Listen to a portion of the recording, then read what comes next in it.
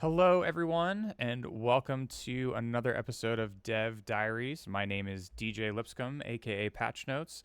I am also the director of social media for Breakthrough T1D, which is fun. And we have a very special stream for you guys tonight, joined by one of the most legendary people in the tabletop kind of card game area. As a Magic player, I am extremely excited to be talking to Mr. Richard Garfield and Brian David Marshall. Just a true pleasure to have you guys here today. So thank you guys for joining us. Thanks, DJ. Always excited to talk to Richard and talk about Magic and try to find a cure for type 1 diabetes. We've actually made tangible progress in the last year towards getting people's pancreases functioning again, and a big part of that is money raised by organizations like Breakthrough T1D Play, which is amazing. I'm really excited to be doing this. And thank you so much, Richard, for talking to me again. I feel like we talk like once every year to year and a half, and you must be getting sick of me by now. Not at all. Thanks for asking me. I know we want to talk about Magic, but I wanted to tell Richard my King of Tokyo story really quickly. Richard is obviously known, and you're known, Richard, for the work that you did with Magic, amongst other things. But I didn't know this until Brian and I spoke last week that you helped design King of Tokyo, which for those of you that aren't familiar, it's a really fun game. We haven't actually played it in a while, but when I first moved to the area that I live in now, I was in a place that I'd never been before. I was super disconnected, didn't have a community, and I found myself at one of the local game stores here on like tabletop day back in, this would have been in like 2018 probably, and the store had it set up to where you played tons of different games throughout the day, and you got little like a stamp on a thing, and you could like win some stuff. And I ended up playing King of Tokyo that day, and then winning a copy of the game, and got to like take it home and play with my kids. And so I have just a really fond memory attached to that game, because it was like kind of me getting into the community, which is kind of the beautiful thing about card games and board games and all that. So I love King of Tokyo. My kids love King of Tokyo. Thought you would find that story fun. I know probably people are more interested in talking about some of your other projects, but I think that's a fantastic game, and my family still plays it today. So thank you for that. Oh, thanks so much. It's great to hear when one's work is appreciated, and games. I mean, that is a great way to get in touch with the community. Games are great tools for that. That's why I'm interested in games writ large rather than Yeah. a particular game. Yeah, it's funny, Richard. I was visiting my family a couple months back, and my 15-year-old niece has become a avid gamer, right? She was just talking to me about magic missiles and other, and all these D&D things she's doing, and she's super into it, but she wanted to play a board game with me. And so she busted out this board game. We started playing. It's like, oh, this is kind of cool. There's a little bit almost like a drafting element here. This is neat. And I mean, she crushed me. She crushed me at it. And so I really need some advice from you on how to win at Bunny Kingdom, which is it's another game you designed. Yeah, that was there was a period where I was really trying to get some drafting games published, and because drafting is such a fun mechanic in Magic, and one of my favorite hobbies with Magic was pulling out, doing all sorts of wacky drafts, and I wanted to see some games made along those lines, and so I actually pitched Bunny Kingdom for several years and had no interest in it. And then Seven Wonders got published. And I thought, oh, now somebody will be interested in Bunny Kingdom. And nobody was interested because now it was just a copy of Seven Wonders. And so then I designed Treasure Hunter and Monster Carnival, just getting all these different drafting games and trying to get somebody interested in one of them. And then they all got published. And so a few years later, so Yeah. anyway, yeah, My niece drafting is loves terrific. she loves it. And that was so. What is the? I remember one of my favorite memories of Magic is, I don't even know why. I think probably because I was running events, taking a trip out to Renton in like '95, maybe even mid late '94, and meeting, you were there and there were some other people there, from the sort of early staff and some other folks, and you were like, hey, do you want to play in a booster draft? And I was like, what's a booster draft? And it was such a like life-changing experience, right? Like I've spent 30 years drafting now. What was the origin of that particular kind of play pattern that's become such a pervasive way that people play the game now? We were interested in all sorts of modes of playing Magic. In the early days, we played a lot of leagues, so that was where everybody got a particular set of cards, and they either couldn't trade them or had limited capability of trading them, or sometimes you just played for ante, and so cards would cycle that way, or you'd infuse cards over the course of the league. And we played constructed, but we had this group of playtesters, which was led by Bill Rose, who was the head of Magic for ages, who was into Stratomatic baseball. And so they began to really do all sorts of drafts, because you do drafts in Stratomatic baseball, and so fantasy leagues, you do drafts and things like that. And at some point, I believe one of the people in his group came up with booster draft. I'm not sure. It certainly wasn't me. I was really interested in the whole concept of drafting and came up with many. But one of the very earliest ones, we did sort of the standard fantasy league type drafts, but then one of the earliest ones somebody came up with was this booster draft, and it was so appealing and so easy. I absolutely loved it. Yeah, Yeah, I met one of a designer of Stratomatic a few years back. And oh yeah. yeah, he's out of Long Island. His son's a film producer, but and was still, they're always, it's just like this great like warehouse full of just years of Stratomatic editions, and yeah, they were very very cool and very, I think, surprised by how much impact they've had on games in their wake. Yeah. You No, it's a pretty impressive design, and had a really strong following Yeah, among Hal Richard. baseball Yeah. fans. Yeah, one of the earliest drafts I did, to give an example of how wacky these drafts could be, was the back draft, where you did a draft and you were trying to draft the worst deck possible, because the tournament structure was such that when you played somebody, you would give them whatever crap you drafted, and they would give you whatever crap they drafted, and then you would trim it down and try to make it into something playable. I remember I did, as often is the case, I did quite well with that at first, until people started to sort of suss out how it worked, and then I couldn't compete anymore. But I remember drafting these decks with no creatures whatsoever, and except maybe one Lord of the Pit, and Very hard to avoid. a lot of fun.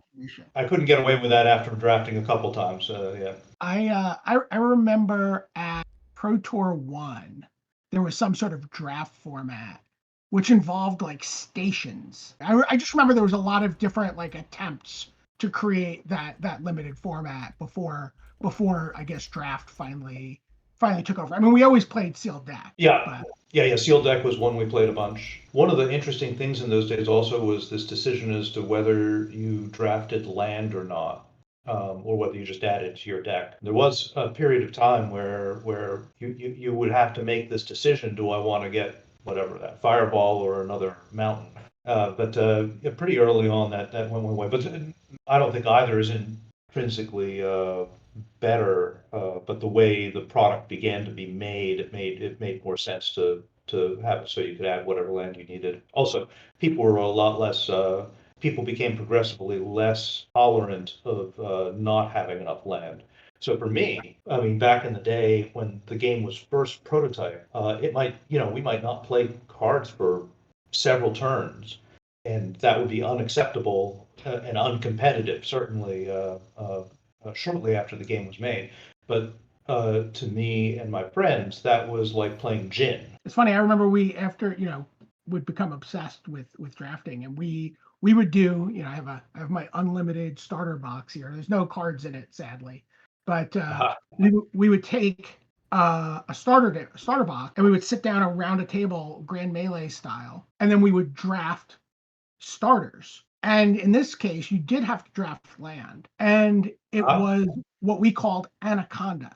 So basically you opened your pack, your starter pack, and you took one card out, right? And then you passed it. And then you would get a starter, which is minus one card, and you take it, and then you'd add your card to it. And then you needed to take 2 cards. So you could kind of weave cards in and out. And so it would always be fun to watch someone at some point realize that they hadn't drafted any land and like let go all of a sudden a whole swath of otherwise really good playable cards because they needed to take 3 swamps.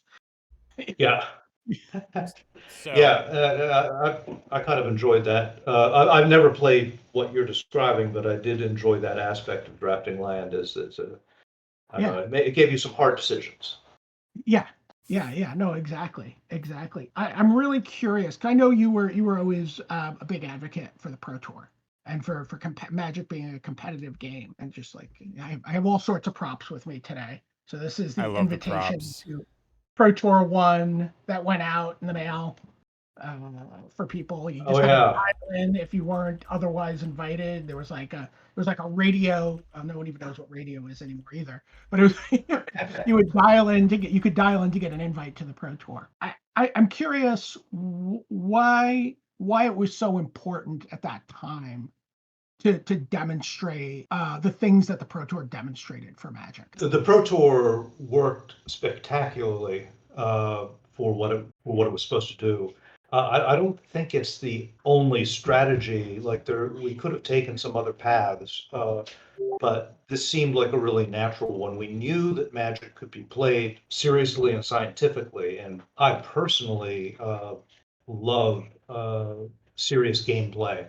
I have had at the time bookshelves, filled with, I suppose I still do, filled with chess strategy, Go strategy, bridge strategy, dots and boxes, anything. And it's not like I was seriously competitive in all these things. It's just I really like to see the way experts think about it and how they built these intellectual fortresses. And so to see that being brought to Magic was something that sounded really exciting to me. We had a lot of pushback within the company because there were people who thought that this would make the game too serious. Like there were a lot of people, of course, who like to play the game casually. And with say the NBA, you have a very serious framework of play, but that doesn't mean that people don't play casually. In fact, people play more basketball casually because there is the end. And I can literally hear the 2 kids at the house next door dribbling in the driveway right now. So yeah. Yeah. And so that was how we sold it to the company, and that is how we viewed it, that if you give this very serious avenue for people to play, that'll be good for the game overall. And also another thing was that it kept it allows you to separate different players based on their interests. That way you don't have the sharks swimming with the minnows. If you like to play casual and there is no serious play environment, then you're forced to play with your most serious friends with this, and suddenly you might have a less, an experience that's not as good. And so by giving an avenue for people to pursue the game seriously, it was supposed to make it healthier overall. Now, it worked amazing, but I wouldn't say that it was without cost, because in a particular group, if half your group becomes serious and you're casual, your group is sort of torn up, or you have to play more seriously than you like, or you have to get new friends or something. It isn't like it's frictionless in a magic bullet. And in the long run, that was demonstrated by the success of Commander. This is a casual format that basically, it was basically developed by players who wanted something that wasn't in the mainstream cutthroat ortho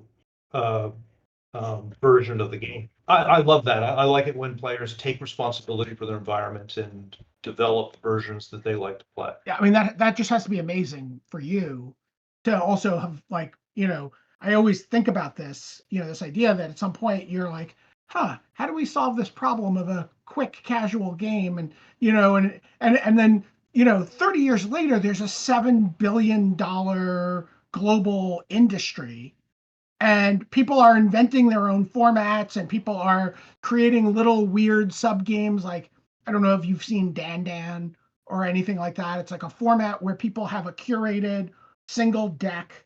The only way to win is with Dan Dan's. It's a mono blue deck, and both players are drawing off the same deck and playing and countering and arcane denialing, and it's amazing to me, right? Like all these different ways that people, there's a great video out right now about the 100 Ornithopters cube. It's a magic cube, and the only creatures in it are 100 Ornithopters. Uh, so, I mean, that's just got to be. There's not that many people that can have that kind of experience of putting something out into the world and transforming so many lives and inspiring so much creativity and community building and I don't know. I'm just always in awe of that. So I want to say thank you for that, because the last 30 years of my friendships and business partnerships and professional opportunities have all come out of that idea. Yeah, it's a really interesting topic that I've been thinking about more these days, is about what the role of the central authority in games is. Like, this is something that when I was starting with games was very rare. You didn't have anybody, you would never have a published game and you would say, how do you play this? And then expect to go, have the publisher step in and say, this is how you play it, and sort of tell everybody all the minutia of the game. That was something that players would do themselves, or if you were really into the game and you made some sort of organization or joined some sort of local organization, they would have their own ways to control the game. That's where you get like tournament bridge, as opposed to what bridge you might play in your club, or rubber bridge which you play at home, or something like that. And so this advent of like where people really expect somebody else to do all that for them rather than jump in and and create on their own is a new thing for me. Yeah. I mean, it's not Yeah. new now because it's been on the rise for the last 30 years, but that is what people expect. Have you ever gotten a call from somebody early on in Magic where they were like, "Can I speak to Richard?" and then they just ask you a rules question? I did. I was protected from that for the most part by our customer service group, but I think sometimes they would send one through.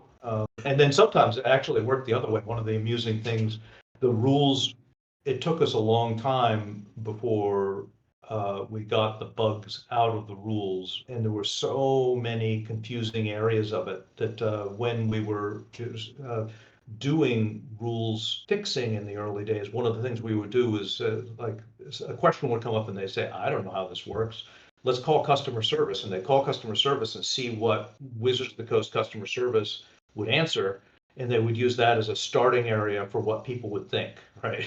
In fact, customer service, I don't think when they found out about it was too happy about receiving rules questions that were sort of intrinsically difficult or ill-defined. That's amazing. I do remember once my play group many years ago, before there was an accessible internet, called Steve Jackson at 2 a.m. to ask him a question about Illuminati. Somehow, someone, we had a friend who, the one friend who had all the phone books from all the different places, and he's like, well, looked it up, and and he answered the question and went back to sleep. So maybe it may not have been that unusual at the time. Yeah, maybe not. Maybe, yeah. Well, the way the digital communities have grown has really affected the way people view games. I mean, back in the day, the Usenets were a big part of the original growth of Magic. It was serendipitous that Magic was launched at the same time those things were sort of really taking off. I could be off here, but my memory was that Magic was like the second biggest Usenet group after porn. So I could be off. That's what I remember, but so. It was certainly, that would be, that was where you'd find deck lists. That was where you'd find people to play. That's where all the rules questions were. I remember following the Ice Age pre-release tournament in Toronto from posts that people were putting on the Usenet and trying to fill out a spoiler for this new Magic set based on what cards people were talking about as they would sort of get knocked out of the tournament and go home. It was pretty remarkable. And like I remember Kai Buddha as a kid posting in the Usenet and like posting his phone number and his home address. He's like looking for people to play Magic with in Germany. The greatest Magic player of all time, one of the three Completely greatest Magic different players. time now. It is worth pointing out, I do really appreciate people taking ownership of games and figuring things out themselves and designing their own variations, and will always like that. But and express confusion why people need to lean on a central authority so much, except for organized play. But it should be pointed out that something new was there with Magic in that it was much more networked than games I was used to. So if you had a game like, I don't know, I loved Titan. Titan was a great game, but you would play it with your group, and there wasn't it's like I wouldn't play it with somebody and they would play with somebody else and they would play with somebody else all in the next week. Where Magic was this thing where you played with so many different people, and these people had this more integrated community. And in that world, you can sort of understand why people are more, really would like to know more what the correct answer is rather than sort of make their own band lists and interpretations. Yeah, absolutely. And there was even, I think, to some extent, some of the early scarcity for Magic in the led to that networking too, because you were literally running around to every game store, comic store, or like maybe toy store, maybe it's at a toy store, right? And you would meet other people looking for it, or stores would be like, oh, hey, sign up for our, mailing list. And then you'd find out about a tournament later. So it was, there was a lot of different things going on that sort of like drove that those strong ties networks that built up Yeah. around Magic. I've always loved Robo Rally, right? And so this was obviously where your sort of journey with Wizards of the Coast began, right? Was with Yes. Robo Rally. What it's like there's like a big gap from the point where you're like doing Robo Rally to getting Magic published and doing that with Wizards. What was that? What was going on in those years while you were trying to sell this game? Like what was that experience as like the brief period of time where the world didn't necessarily know who Richard Garfield was? Well, that was a lot of the 80s. When I first fell in love with games, which was about when I discovered Dungeons and Dragons, and that would have been, I don't know, 77 or 78. Um, and I was in junior high. I briefly thought, oh, I'd like to design games. And somewhere in high school, did a sanity check and realized games was a terrible place to stake your future. They're just like the most popular games in the world. You start listing them and you get to like number 4, and my parents hadn't heard of it. And so in the 80s, instead, I decided that I was going to design games because I love to do that, but I was going to do it as a hobby. Might have been where it remained, except that Robo Rally caught the eye of one of my good friends, Mike Davis. He loved Robo Rally, and he took it upon himself to get it published, and he contacted, I don't know. So they had prompts. Yeah, they certainly do. He took it upon himself to get it published, and he talked to, I don't know, 8, 10 different publishers, and some of them accepted it for a year. A lot of them rejected it. Some of them wanted it, but they wanted to change it too deeply for me. And eventually, he came upon this startup, Wizards of the Coast, and said that they don't have any preconceptions, and so maybe they'd like it.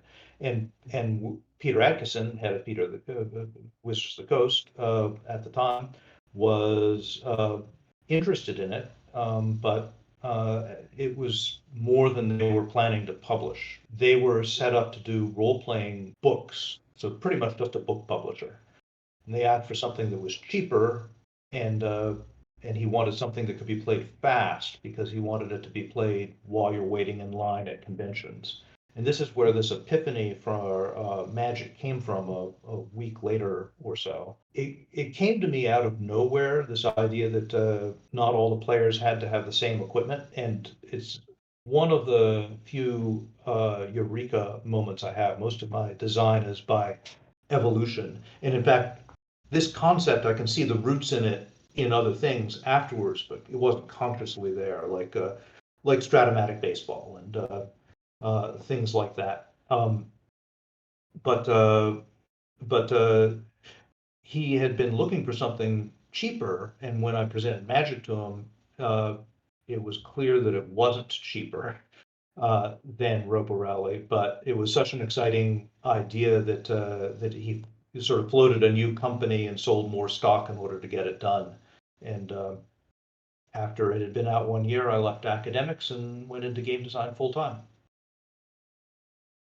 What do you we talk a lot, people we'll talk about the idea of like, oh, I could play Magic with just the spreadsheet, I could do this, I could, people are very like to be very mathematical about. But as you're getting in art, as you're starting to see this game come to life, what was that experience like as you're seeing this world, right? This IP get built around this game. It was super exciting, very gratifying, and I just loved the work that Jesper Myrfors was doing as the original art director in corralling the artists and developing a philosophy for what the art should be doing within the game. It became apparent very early that the art and look of the game was not just atmosphere, that it was functional. The example which we would use would be playing cards with a designer deck where,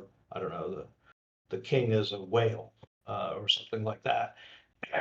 And or each piece is a different piece of art. Playing cards with these was hard. In fact, playing chess with a designer look was hard. If you played where the king was a whale and the queen was a shark, and you had all these different penguins as the pawns, took a little bit to get into the game because you couldn't recognize across the table what the situation was, where the bishops were and so forth. And so this classic look of chess really helped you play the game. I mean, it wasn't like it was unplayable without it, but you had to sort of learn the new look. And and when you think about it, chess has 6 pieces, right? And so we're launching this game with originally, something like 300 different cards. The Wow. art is really, really functional. It helps people play a lot.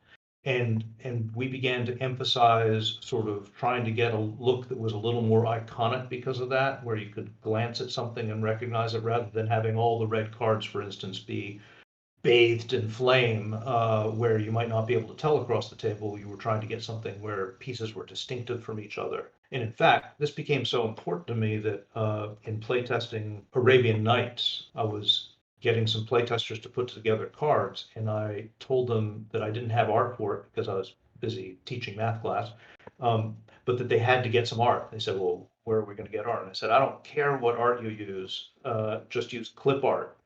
And so they had like flying men with a picture of a car, something else with a picture of a hammer, and it worked better than just having plain cards with text, because across the table you learn, oh, what the hammer does. The hammer, if you tap it, you draw a card. If take a point of damage. Right. It's hieroglyphics, right? Like it's an image that represents a whole body of text, and it So tells a cool. story, and you recognize it. Obviously, you had developed some other games prior to this. What made you decide that Magic needed to be a card game? Was it what you kind of just described of like the need for there to be so many different pieces for players to access, or what was kind of the genesis of turning Magic into a card game instead of some other version of like a board game or something like that? I have to think that Peter Adkison's request for something simple had something to do with that. Yeah.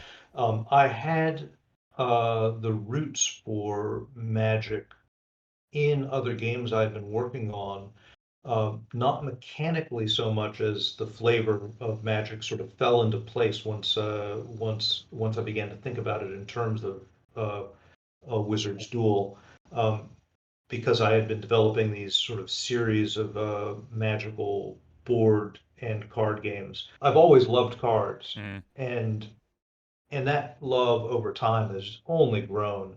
I've worked on collectible miniatures games, board games, dice games, but there's the ratio of flavor and utility you get from a card is unmatched, right? You've got the capability of giving hidden information, you can do the shuffling, you've got enough space that you can put text on the card. You can't do that with dice. It's such a pain with dice because you got to have a little reference there telling you what all the different icons do.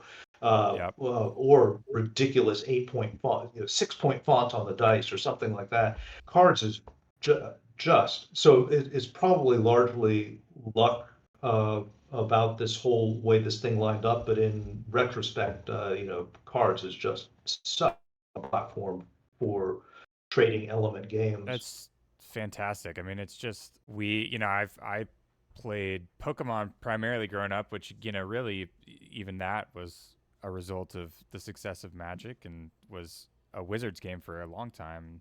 And then played Magic in my kind of in the later years of my life, and yeah, there's just something special about the ability to play the game, but also, like you said, just the community around trading cards and building decks. And there's just so many different aspects. It doesn't you can get involved. Like, the barrier to entry for a card game is very low, because you can, if you want to be competitive, you can do that, but you can also just be a casual player. You can just be a collector, and there's so many different ways that you can kind of be involved. That I love that. I think that's fantastic. And you were talking a little bit about playtesting. How much playtesting was done for Magic in the early days, kind of before it was released to the public? Lots. More than any other game I've made. There might be some exceptions to that. I'm not sure. There was a lot of playtesting done for Artifact and for Keyforge, but I think it was a different thing because it was being playtested for years by several different groups. And the thing was that the ideas in Magic excited people so much that this was not something where I would bring it out and play with people, and then they'd come over next week and do it. They got their cards and they were playing all the time.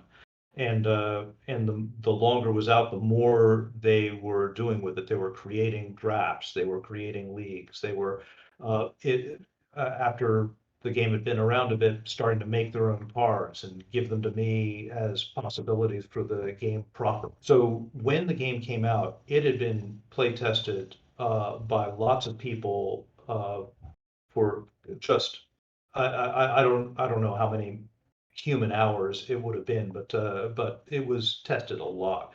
And to illustrate that, or one of the one of the things I'm often asked with Magic is if I could go back and change something, what would I change? And there would have been changes. The the whole thing with the rules, I would make the rules more consistent. And I would value consistency there more. I had sort of this idea that it wasn't that important because most of the games I played weren't entirely consistent, and you made rules calls anyway. But I would also change. I would get rid of every card that used like 6-point font. Raging River. That's a test for you. Can we pull a Raging River out? Uh, and these illusionary masks. And it wasn't that I didn't want those effects in the game. It's just that they weren't worth. You have to really study those cards, but you get a more interesting and broader effect from something which was much easier. So I would have valued that more. But what I wouldn't have changed was the balance of the game, like the Black Lotuses and the Moxes and the Ancestral Recalls. People are often surprised by that, and think that we didn't know about it, but we actually did. People had first turn kill decks when the game came out, but it took players a long time to find that. In the first years, I could go to a game store and just beat people with all common cards, and it was really consistent. And I'm not, a super good player or anything like that. It's just they didn't understand sort of the science of making a good deck. And for a long time, Wizards was the best players in the world. The Pro Tour changed that, right? Almost immediately, there were better players than Wizards. Yeah, So and that goes to the networking thing too, because then those best players are now finding each other to yeah, like form teams and to get better and to increase the odds within their little pod, right? And so the oh, it game was escalated. Oh, it was so good. That was one of the best effects of the Pro Tour was we kept emphasizing that we wanted to make the players the stars. That actually got pushed back from Wizards because there was a lot of people in Wizards who viewed Wizards as the stars, right? They wanted to, wheel out the people at Wizards and have them be the ones getting the accolades. And when I would go to a tournament, that was, it was like I was the star. And I, of course, always had an element of stardom around it, but this idea that in the magazines we made and in the way we talked about the game, that the people who were doing well at the game were the ones we really celebrated. That eventually changed the culture at Wizards to be something much healthier because there was this, I don't know, this weird disdain for players among some of the people at Wizards where they're in this, they're whatever, 20 something and these guys are just gamers, right? And they're all nerds and gamers and freaks and so forth. And and that began to change as the Pro Tour got really much more serious and you got a better attitude. So I really appreciated that effect of the Pro Tour. And we circling back to this balance of the original game. So you might ask yourself, well, we knew about these. Why didn't we balance it for that? And the answer is that people were having more fun with the game as it was made. I actually was at a draft where people didn't take a Black Lotus until like the second round. It was like it just sat on the table, and people were like, yeah, it's just like a land, but it goes away. And so if we instead made it so when you used a Black Lotus, you only get one mana, which I don't know, might be balanced today. I don't know, maybe not. Um, would it have been more fun for the players then? And the answer is no. You're just making all the cards which they don't value, like the Ancestral Recall. They liked Ancestral Recall, but it wasn't the amazing broken thing that that it became. And so suppose you balance that for today's audience, is the game more fun for them? And the answer is no. And so the thing is that balance for a game I see as something which shifts over time. And for the audience it was being released into, it was actually really an exciting balance. Today, yeah, I would do it differently because people are so much better at the game and understand the science of the game so much better. But it was a lot more fun back in the day as it was. Do you think that the idea of a trading card game or a collectible card game was inevitable? Like, if you don't have that eureka moment, you know, somewhere in these last 30 years, do you think that it's something that just like wants to be in the world, right? There's so many like sort of forces that are coming together. We talked about different types of, collectible cards and different type of game experiences, or do you really feel like it was that moment in time, um, and that confluence of all these different forces, the internet and scarcity and everything else? That's a really hard question to answer, and there is a possibility that it would have come about, but been radically different. Uh, the uh, you saw when Magic came out that there were like, I don't know, the next year 200 trading card games or something ridiculous like that. If I had been told that, I would have thought they were all, you know, all copies of Magic or First Order, but they weren't. They were all over the map over the next few years about what mechanics they were doing. People weren't, there were some copies of Magic and there were some ideas taken from Magic, but for the most of them, they didn't take nearly enough from Magic, but they were definitely exploring some new territory. And so there's all sorts of different ways that the game could have ended up looking also if it wasn't for Magic. But yeah, there was a lot going on. And I did certainly get approached by people who had said that they were thinking about something similar or had talked about something like this. So who knows, how that would have played out over time. I just don't know. I could talk to you about Magic forever, but you've done so much in your career. You continue to do so much. what are you working on now? By the way, you're talking about magazines. I just wrote something in a magazine that you were involved in, Card Pro. I Oh I wrote yeah. about doing social gameplay at game stores, which was awesome. I loved writing for a physical magazine for the first time in That's what so 20 cool. years. I love that. What I'm working on these days, I've got a lot of projects going on, and I'm constantly working on games which interest me as far as having some sort of mechanics which intrigue me. Um, and a lot of those don't receive, they never are, they either never get published or they're not intended for publication.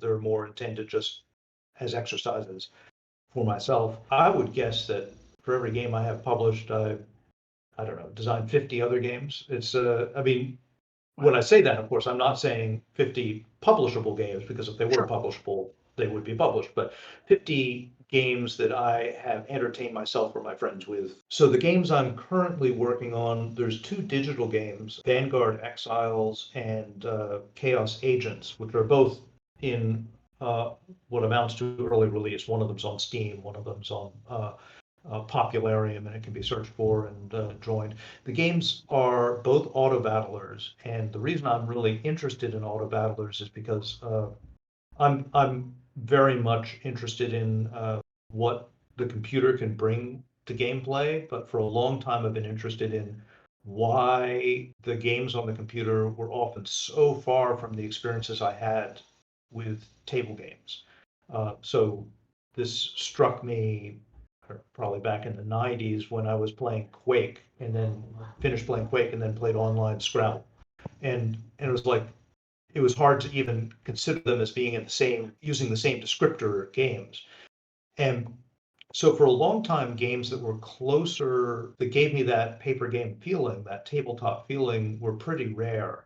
But recently, with games like Slay the Spire and Balatro and Luck Be a Landlord, there have been more and more games that feel like paper games, table games, and so it's been a really exciting time for those sort of games.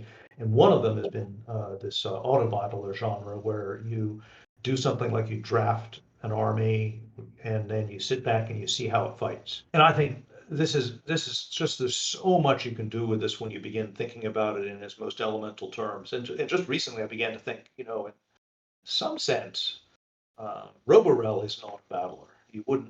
I wouldn't have thought about it that way, but you get dealt your cards, you program your hand, and then you watch what happens. Anyway, with Vanguard Exiles, the hook is that there's this dungeon growing, and you're dropping your army into the dungeon. And so, do you put your people into the room that's going to get you gold, or the room that's going to get you a lot of victory points, or spread them out, or how do you concentrate them? Maybe you put your archers in the hall to provide cover for the rooms you're competing in. Chaos Agents is an auto battle royale. So I'm hoping eventually to get 50 people playing. Right now, I think it's about a dozen at once, and developing a character, watching how they fight, and so forth. In the paper game area, I'm working a lot on my existing games, like a new version of King of Tokyo Duel, the new version of King of Tokyo, a two-person version of Bunny Kingdom, and but Oh, cool. also the newest game on the roster in the paper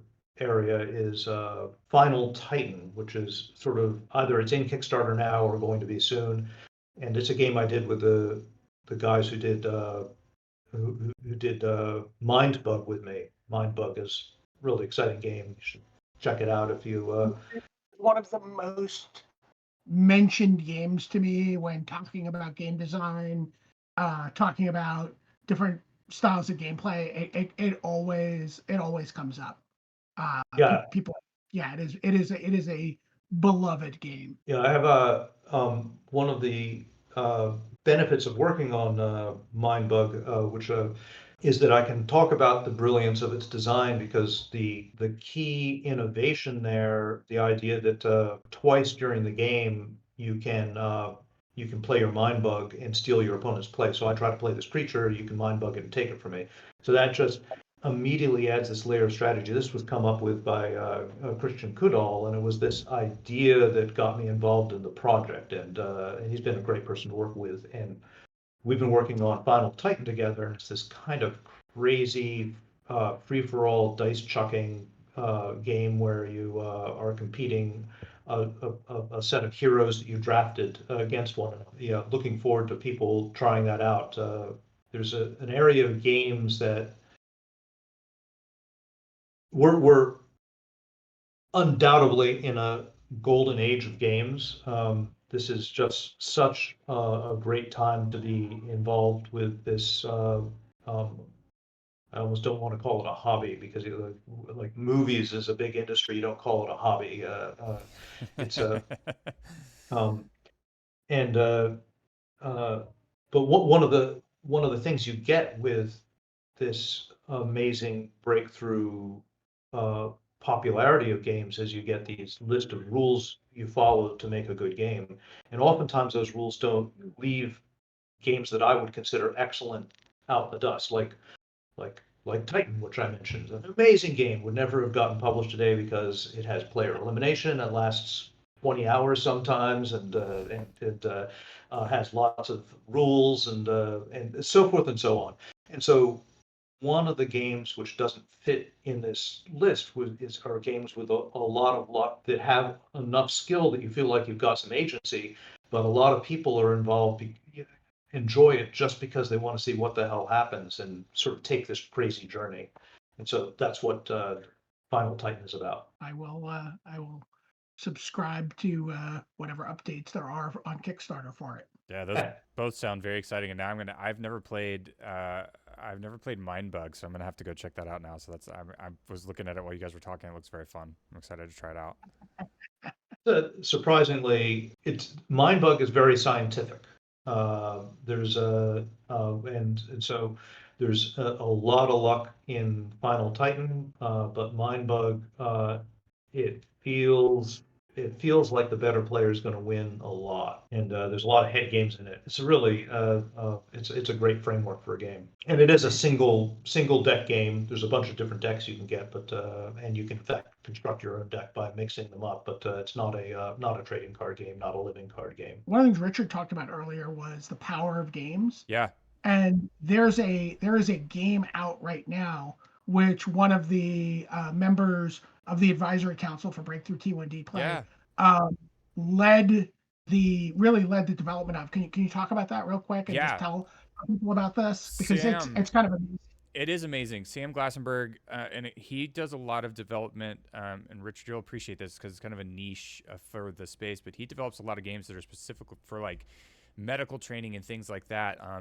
His daughter was diagnosed with type 1 not too long ago, and he kind of through that process realized that there wasn't a really great way to train people that had been newly diagnosed on how to manage this, kind of crazy chronic illness that, if done incorrectly, has pretty detrimental results. And especially if you're type 1 diabetic, you can't process, carbohydrates. You're not producing insulin, so you need to take insulin. But if you take too much insulin, you will die. Yeah. Basically, right? Yeah. Like, you'll go into hypoglycemic shock, and if you don't take enough insulin, your body's going to start breaking down. Yeah. And so it is very min-maxy. Yeah. Right. It is very about getting the number. You can see this was me today. That's what happens when you give yourself too much insulin for lunch. So my numbers just shot down right before the stream. But Sam developed this incredible game called Level 1, and it is basically a very puzzly, friendly game that allows you to learn how to manage type 1, and it's pretty fantastic. There's links in the chat to that, but it's amazing. Sam's fantastic, and the game is really, really cool. It sounds like it's got a really good number of downloads already in the first couple of weeks it's been out. So if you're a parent needing to learn how to manage this, it's a great way to do that. Or if you're just looking to show somebody else in your life, this is not an easy thing to deal with. It's a great way to kind of show that off to people. This So is a hard game. yeah, it is hard. It was really frustrating when Yeah. I played it. I was like, I do this every day, and this game is making me upset right now. So, um, but yeah, it was really good. Um, and then Brian, do you want to talk a little bit about vintage versus Type One as well, and then we can kind of round out our Sure. Yeah. chat with Richard? Vintage versus Type That's 1 is in. that's really interesting. I've certainly heard of a lot of different games designed for a particular purpose, but I Yeah, hadn't really considered something like this being targeted or being really useful for people who are associated with the target. Um, yeah. and so that makes a lot of sense. There's not a lot of information that's given to somebody when they're diagnosed with Type One, right? You know, you don't get a rule book, you don't get a manual on how to play the game.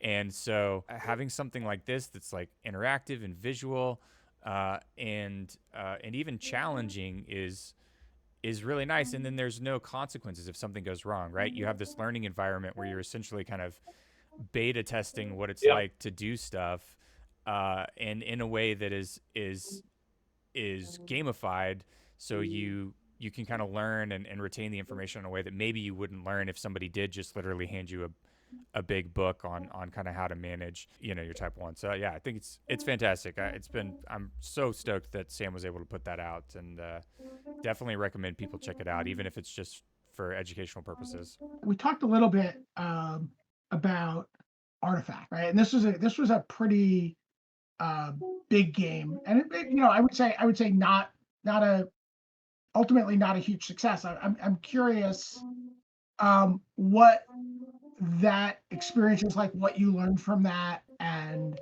um, just it's a what lessons do you take from doing something like that about how a game um, can go awry? Artifact was an exciting journey. Really enjoyed working on it, and the group of folk who were working with me at Steam, at Valve, were all amazing. There were a lot of reasons why it might not have found the audience which we had hoped. I know that in the end I was proud of the game, and the people who got into it really often liked the game. There were a bunch of different lessons that I took away. One is I think we handled the community incorrectly. The chemistry of a game is something which of course, wasn't around in the '90s, so I'm not necessarily particularly don't have as strong an intuition about as I am getting these days. But another big thing in the game is, as I mentioned, this game was very play tested, um, and and I think here we actually did make the mistake I was talking about with reference to Magic, where I think we balanced the game for this group of players that had been playing for, I don't remember, maybe it was being play tested for 2 years. Um, but rather than balancing it for the existing players, and so I began to. I had already begun thinking about this as uh, balancing a game as something which was where you balanced it for a particular audience, and you always wanted to incorporate balance for people joining the game as well as for advanced players. And I think this experience really pushed that awareness up a notch for me. And I would have been sort of faster to address balance changes that were being requested by the community, um, and adapted to that. There's a really interesting phenomenon I've been thinking about recently, basically ever since Artifact, which is that this idea of changing the balance to your community's request is something which is done all the time in computer games, and it's done very rarely by because it's difficult to do for paper games, um, and and I've got mixed feelings about it because I'm all about people changing the balance for their own game, but I'm not so behind a central authority dictating how a game should be played. Um, and one of the illustrations I've got from that is from Magic in the early day, the Necro Summer, where everyone believed Necro was going to dominate play, and there was calls among the players to ban this, ban Necro. Now, it's possible Necro could have been should have been banned because it would have made the environment richer or something like that. But Magic has this advantage that we're going to be through it anyway in a year. These cards are going to be the environment will change. So the team that was doing the bannings decided to push through, and what resulted was we got this surprise deck from nowhere, the Stasis deck, the Turbo Stasis deck, which was able to do very well against Necro. And the reason this is an interesting example in relationship to adjusting to an audience's requests is if we had changed that, this would not have happened, right? People wouldn't have been wouldn't have worked so hard to solve this problem. And there's this thing in games which until I don't know the 90s, players really had to solve their own problems. And if you had a problem with a particular strategy, you didn't go whining to the developer or the publisher and saying, defensive is too weak. Nobody can defend themselves. You worked with the game and you overcame whatever problems those were. And these days, play a game like Overwatch or something like that. There's this sort of how hard should I work in trying to solve the issues which I face as a player when the publisher is going to step in and do what everybody says they're supposed to do, and so the game adapts to me rather than me adapting to the game. So I don't think either one of those is right. I think you can go too far, as we did with Artifact, but I also think there's something lost when you're when you pay too much attention to what everybody wants to see in the game and immediately go there. Yeah. Well, one of the things I've always found interesting in times I've worked on digital games is, when people have access to so much data and so much like player information, and they start talking about the first time user experience and the day one retention, the day two retention, and day seven, and et cetera. You can't, you find that you can't give people negative experiences to learn from. Like a lot of times, you play Magic or in the early days, and you might try to do something, and it would be like, oh, I played Winter Orb and I locked myself under it and I can't get out from under that, and whatever, right? Like, you could have these kind of like bad experiences. We're in this sort of digital era of games where it's like, oh no, people are just going to bounce. They have so many options. It's so you're so quick to move, and I do feel like there's a cost to that. Yeah. Yes, we're worried about D1 through D7, but what about D365 and D1000? That's so interesting. Yeah. No, it's a really interesting phenomenon. That's pretty much exactly what I'm talking about. Is one of the introductive paragraph I made to one of the game Keyforge was when you over design the play experience, it feels like the game is an amusement park. And when you are in sort of the more raw form of the game, which is what I was asserting Keyforge was, it was more like the Wild West or exploring a jungle. And there is that feeling like oftentimes with digital games, it feels like, I'm standing in line waiting for my ride. Now I'm on the roller coaster, and this is exactly what they planned for me to have, as opposed to really going out and exploring in a way which was unanticipated even by the designer. One of the distinctions I make between a game and a puzzle. In a puzzle, you cannot exceed the designer. In a game, with a game, you can surpass them. Nobody expects me to be the best Magic player in the world. or the best Bunny Kingdom player in the world. But if I made a crossword puzzle, everybody would know that I know the answers. There's a phrase that people have thrown around it from the early days of Magic, like about Magic, bigger than the box. Was that your phrase originally, or was that someone else's? But like the idea that Magic was bigger than the box. It's something that I've always kind of loved about Magic. That's a great saying. Yeah, I believe that's mine, but I would be cautious asserting it because there were a lot of people Attributed to you when I've talked to people contributing about those days. It sometimes when something really resonates with me, the origin disappears. So I think that was mine, but I'm not 100% sure. Yeah, yeah, I love that concept.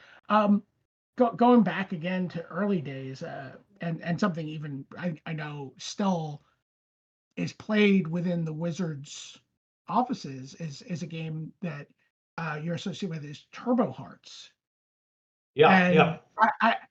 I wonder how many people are aware of this game, because it's never been a commercially marketed game, right? This is like a variant of Hearts that you play within your social group. Yeah, no, Turbo Hearts was a lot of fun to develop, and this is how I learned to design games, was by tinkering with existing games. And Turbo Hearts was one of, I don't know, 50 different variants of Hearts that I worked with.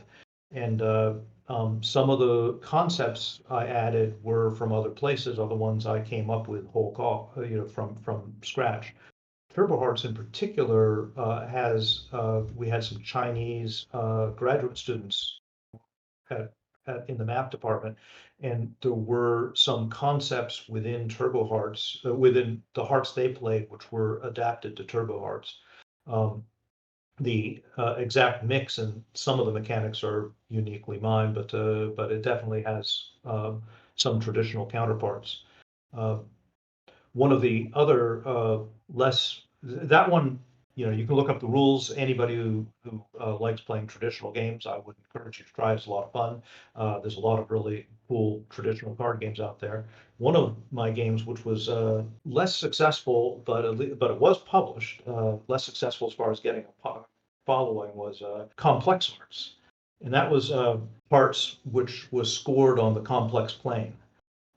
So this was actually published in Games Magazine, and I later met a friend of mine, Chip Brown, who did some work with me on this game, Schizoid. Had never played one of my games except for that, so he had played Complex Hearts.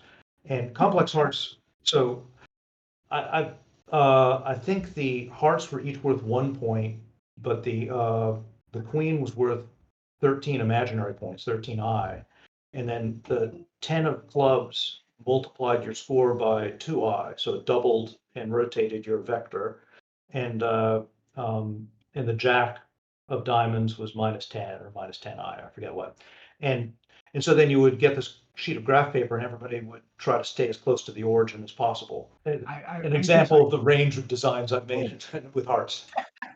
That's so fun. Richard, I was just curious about like sort of like the bigger picture of where you feel like games are in the world right now as like this, we're at this like sort of cultural phenomenon of games. And you sort of talked about this a little bit, but like, that idea when we were drafting back at Wizards of the Coast 30 plus years ago, right? Like there was still this kind of like being a nerd wasn't cool. Yeah, Right? there's Being a lot of nerd wasn't being a stereotypes. nerd. Where do you think games are going right now in terms of their impact on the world, and what do you think is what's just exciting to you right now It's a great about question. Oh gosh, there's so much that's exciting in games.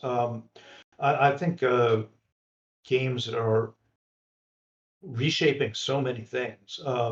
And this idea of games moving from the purview of nerds and outcasts to being standard is really exciting. Games should be a big umbrella that involve everybody.